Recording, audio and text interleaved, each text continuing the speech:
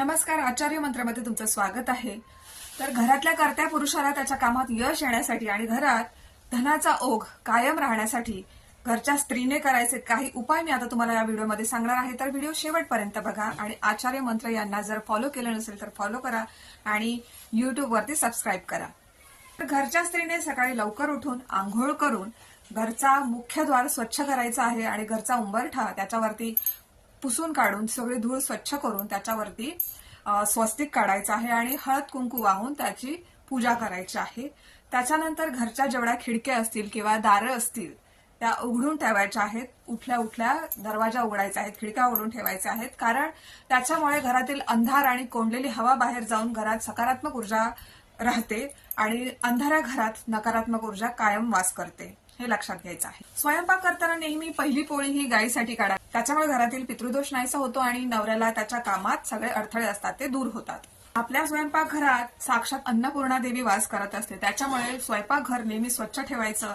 रात्री झोपताना कधीच उष्टी भांडी स्वयंपाकघरात ठेवायची नाही, ती घासून स्वच्छ ठेवायची असतात. त्याच्यामुळे अन्नपूर्णा देवी प्रसन्न होऊन आपल्या घरात धनधान्याची कमतरता कधीच भासत नाही.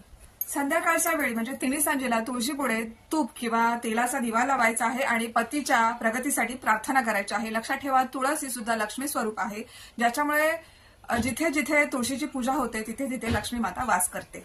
पती जेव्हा कामानिमित्त बाहेर पडत असेल तेव्हा वातावरण सकारात्मक असायला हवं. त्याच्या मागे कटकट किंवा नकारात्मक किंवा चेहरा पाडून त्याला निरोप द्यायचा नसतो.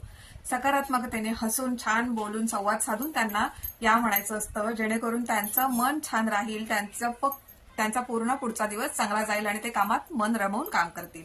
ही वेळी पतीला सल्ल्याची गरज असते, त्यावेळी योग्य तो सल्ला आणि आर्थिक नियोजन करण्यास त्याला मदत करायची असते. शक्य असल्यास दर शुक्रवारी वैभव लक्ष्मीची उपासना करायची आहे आणि घरामध्ये तिन्ही सांजेला लक्ष्मी स्तोत्र किंवा श्री सुक्त लावायचं आहे. पठण न करता आल्यास लावून ऐकायचं आहे घरात, जेणेकरून घरात त्याच्या सगळ्या लहरी उमटतील.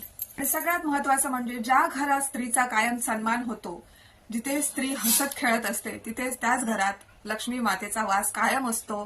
त्याच्यामुळे लक्षात ठेवा की तुमची सकारात्मकता आणि श्रद्धा हीच तुमच्या पतीसाठी सर्वात मोठी धनाची साठ ठरणार आहे. व्हिडिओ आवडल्यास लाईक करा, आचार्य मंत्र यांना फॉलो करा आणि युट्यूबवरती सबस्क्राईब करा. धन्यवाद.